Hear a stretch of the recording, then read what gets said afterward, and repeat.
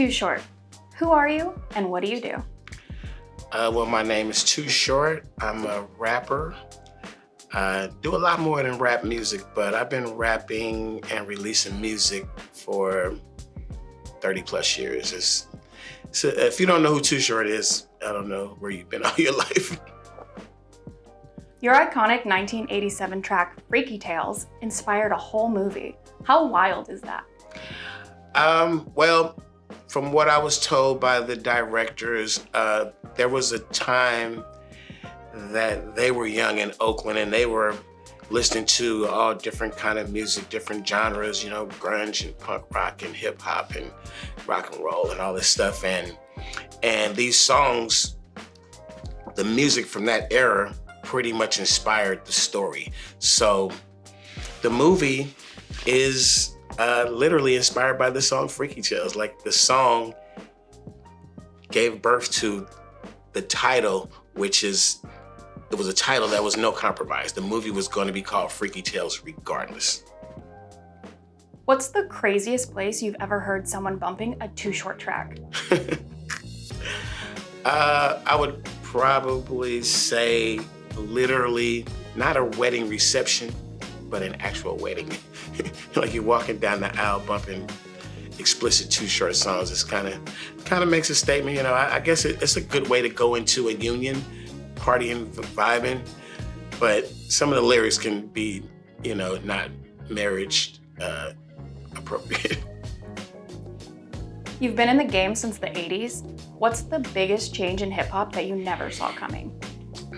Well, the biggest change in hip hop is the amounts of money you can make and how you can get them. Just being popular, not even just being a super mega hip hop star. You just get popular and you have the opportunity to make a lot of money. You can do that with one song, you can do that with one good album. It wasn't always like that. You kind of had to grow your career, and in the traditional way of you know, how you develop an artist, a recording artist. But now you can develop yourself from the internet. You can emerge without having anybody put you together and package you. You can package yourself through the social media sites and however you decide to become popular. But I think that the biggest difference is the size of the industry, the global impact of the industry, what the hip hop fashion does to planet Earth. They really mimic hip hop culture. So the popularity of the culture is just, whoever saw that coming. What's the most ridiculous thing you've ever put on a tour rider? The most ridiculous thing that I ever put on a rider. I've always kept my rider very basic, but I do remember somebody in my crew added a bucket of Kentucky Fried Chicken back in 1980 something. And I would never eat the chicken, but it would always be there. And one day, I'm like, it's just always this bucket of chicken. I'm not trying to beat up KFC, but after a while, it would just be this bucket of chicken just sitting there. And just be sitting there, and I was like, man, you gotta take the KFC off the rider. And they would be like going way out of their way to make sure they're like, we didn't get your chicken will be here. I'm like, I really don't want the chicken that bad. So I just think that at first it was, we were going on tours, big tours. It was the 80s, KFC in the dressing room. But after a while, it was like, why is this a bucket of chicken? Like our dressing room would just smell like KFC. So sorry, KFC, but we don't get the bucket of chicken anymore. What's one Bay slang term that needs to go main? Well, the main one that we all know of is when we just say hella, everything is hella. It's hella cold. You're hella crazy. I like her, she's hella cute. It's just, everything is hella. Like, I'm walking out the whatever situation I just left going, man, I'm hella mad. Just whatever. I'm having so much fun. This place is hella fun. It's just, everything is hella. More iconic sports rivalry, Giants versus Dodgers or Warriors versus Lakers? Well, the Giants versus Dodgers is a little more of an intense rivalry than Lakers Warriors. Lakers Warriors is not something that was battled in like championship basketball, like we fight to get out of the Western Conference. Everybody got beat down by the Lakers for so long. And then, the sweet revenge of the last 4 Warrior championships is kind of, it feels good. But me as a sports fan, I've always rooted for Bay Area teams. And if a Bay Area team does not advance to the bigger and bigger games closer to the championship, I just start rooting for West Coast teams all up and down the coast. If you're on the West Coast, I just ride West Coast all the way. So love the rivalries between Sacramento and the Bay, LA and the Bay, but at the end of the day, I'm riding for the state of California. Who has the worst traffic, Bay Area or LA? Well, LA has the worst traffic, more of it. I think Bay Area traffic can get really bad, but LA traffic is like Sunday night at 2 a.m. Where are you guys going? Like, what? Why has no one ever solved the mystery of the 405 or the 101? Like, why is it like you can almost bank on it? Like, okay, I'm looking at my directions. I gotta hit the 405. That's gonna be like a parking lot. You just know it. And they keep it's so wide now, and it's still traffic. Like, what's up, LA? Like, come on, we need helicopters, what do we need? Who has the better music scene, Oakland's hip hop or LA's diverse industry? I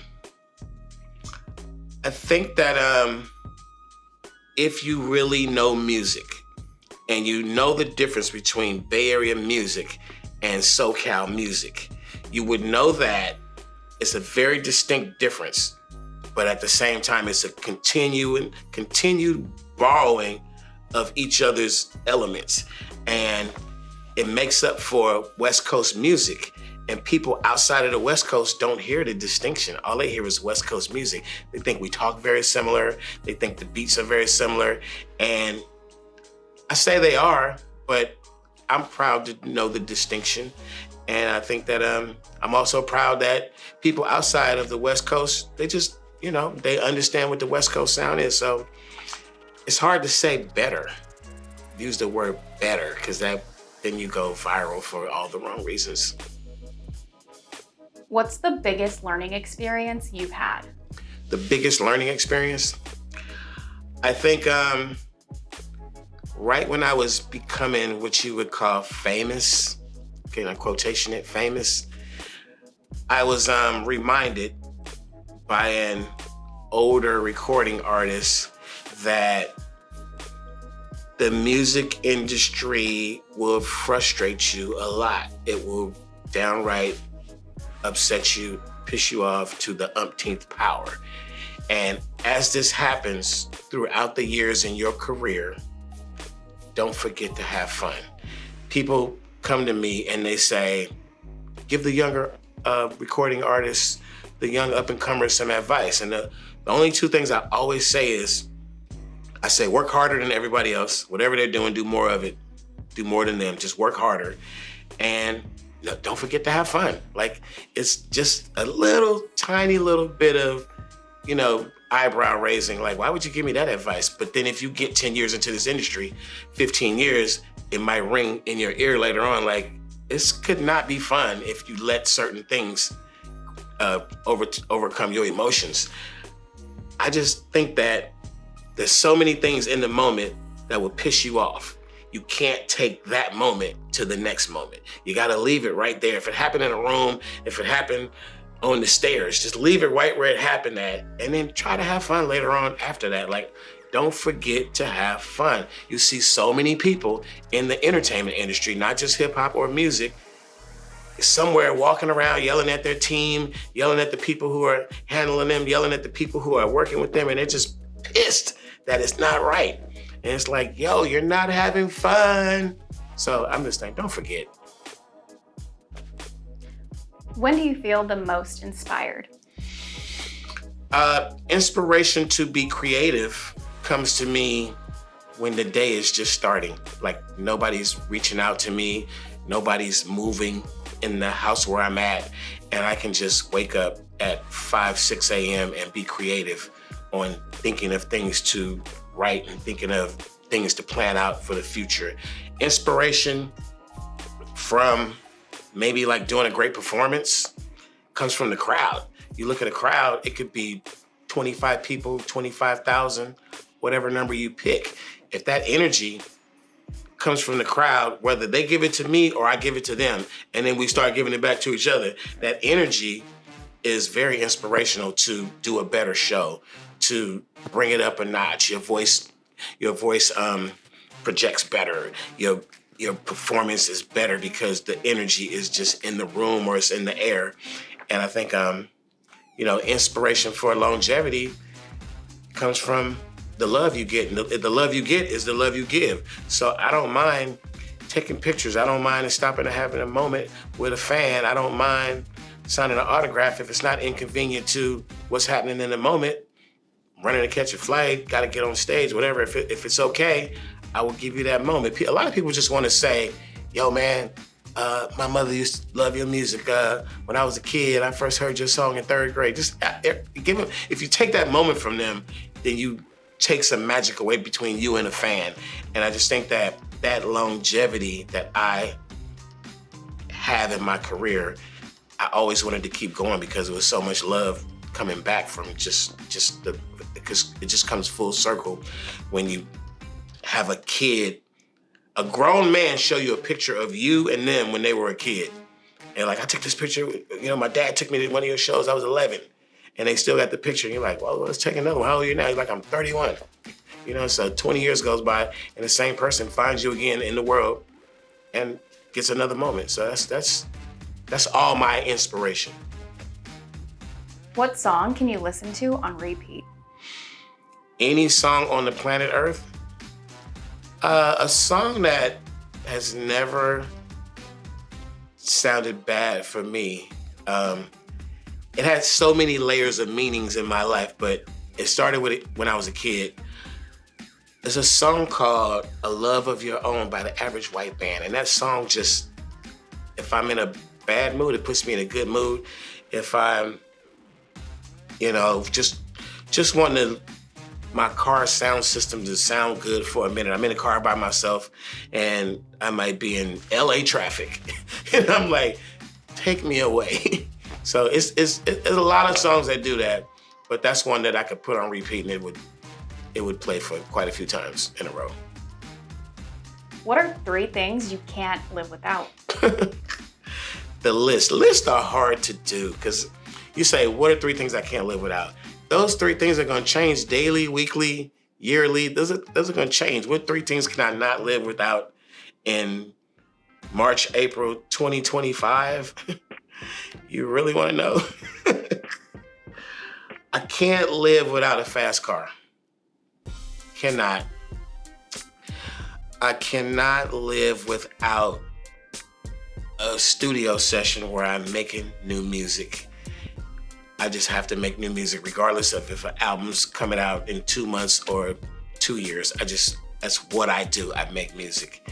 And, I don't want to exclude you're like, well, you didn't say, family or something, friends and family are wonderful. I love my friends and my family. Couldn't live without them. But if you took my weed, I'd be pissed. Don't take my weed. I prefer girlfriends that don't smoke. No, I'm just joking. My weed is very essential to all the other things that I'm doing. How would you define yourself in 3 words? If I can use I'm as one word, I would just say I'm a hustler. If you could switch lives with one person for a day, who would it be? Now that's a good question. Like, who would you want to be for a day? And I've been asked questions like this, similar to this before. And it's crazy because I did a lot of dumb stuff in my life. We all either are or were young and dumb, and you got to learn as you go along. I don't think anybody should come out having it perfected at the age of 18. Life is perfect. Like, you still got a lot to learn. You're still young and dumb. I don't want to be anybody. Like, literally, I don't I like the journey of getting it right, fucking up, getting it right, doing it wrong, trying, learning. And I don't admire like anybody else's experience. I don't wish my life on you. I just wish to help you have more fun in your life, you know? I would more or less be like, who would you like to hang out with for a day? Not who would you want to be?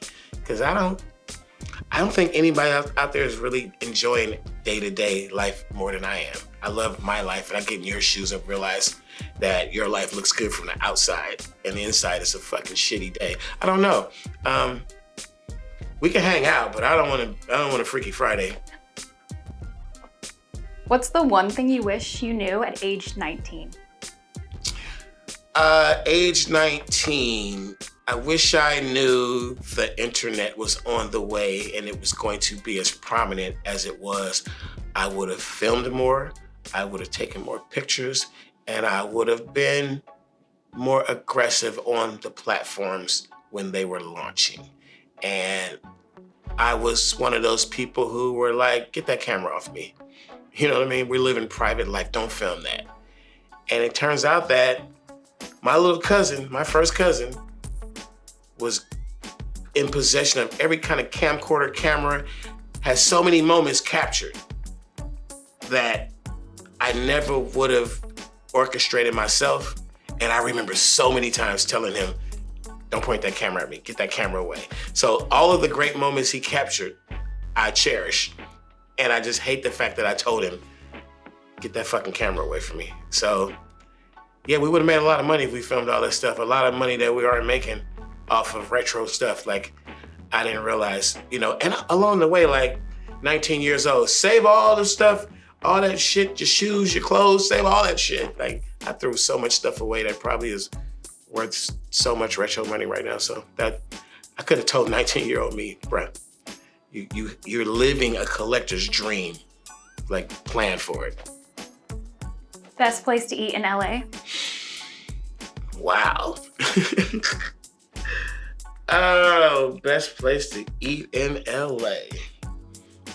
That would be an explicit question for me, and I'm not gonna give you the real answer. You didn't say food.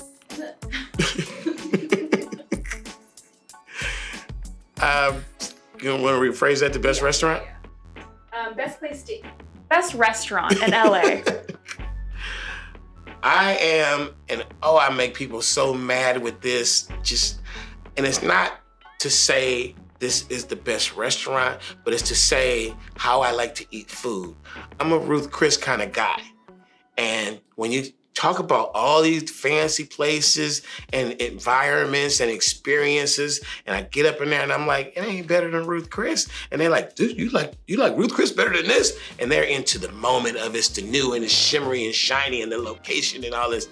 I'm like, it's just not better, bro. We have the steak argument and the side dish arguments. I'm like, it's just better, man. And I like those kind of restaurants where you find that happy medium of I'm getting decent service, and if my plate of food is really good, I'm enjoying my food.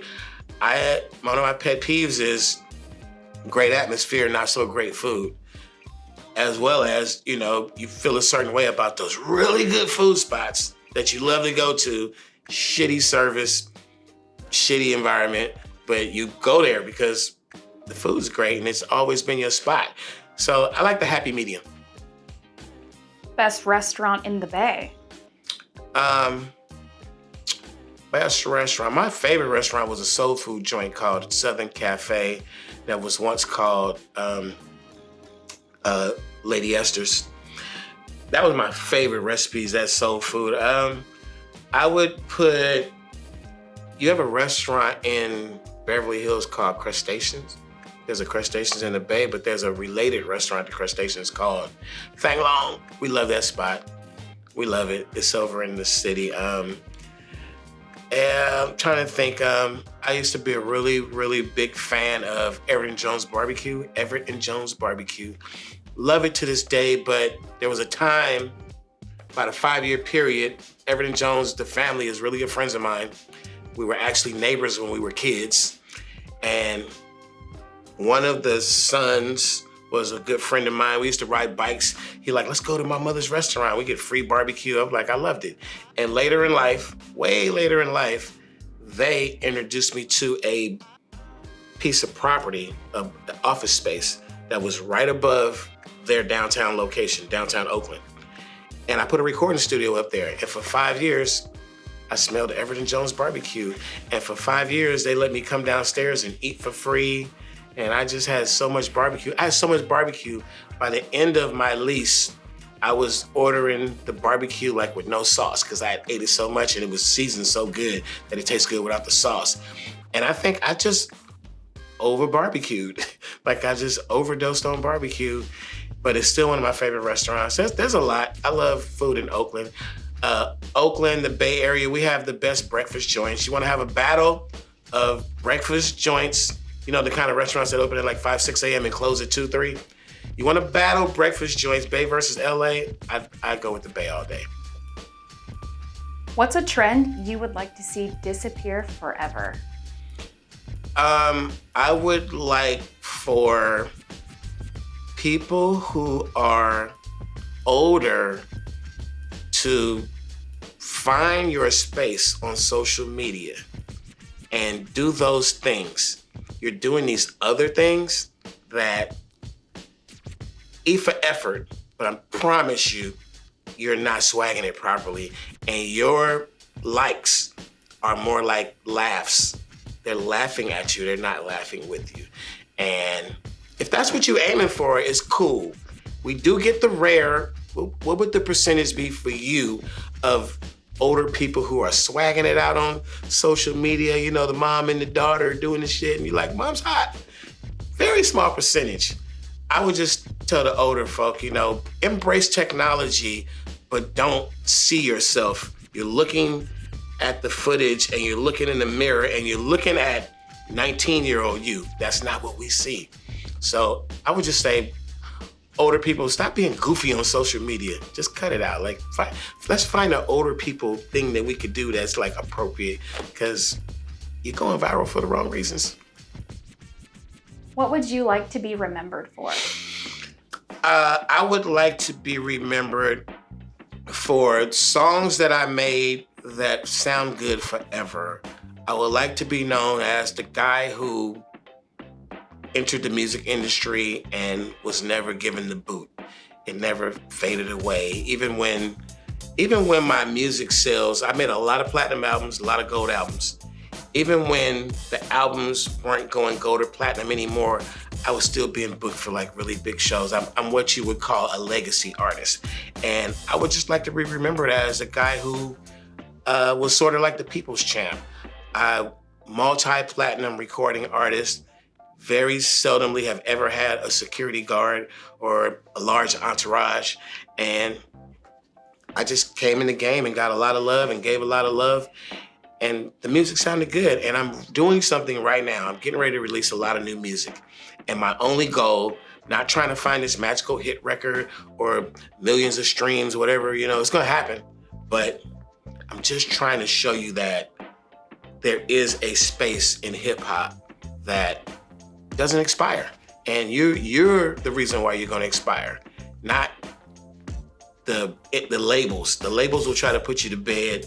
The fans will try to put you to the test and see, well, we don't like you anymore. But if you want it, it's there. The longevity, look at E40, look at Fat Joe, look at, you know, a lot of our OG artists are making a lot of money later in their career. So I just want to be known as a guy who did it his way for a long time.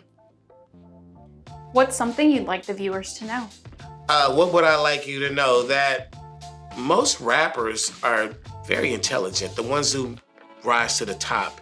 And even when rappers like myself, I may have some songs that are explicit, I may dumb down the vocabulary just so it sounds sort of, you know, kind of funky, kind of ignorant, kind of, you know, just kind of ghetto a little bit, whatever you want to call it, a little, you know, a little twang in it, a little slang, a little, you know, like not proper, or trying to look through some big words list and you know, whatever.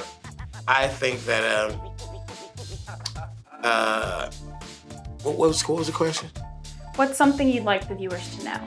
Oh yeah, that there's an intellect, there's a genius to some of this simplistic hip hop music where you think you're a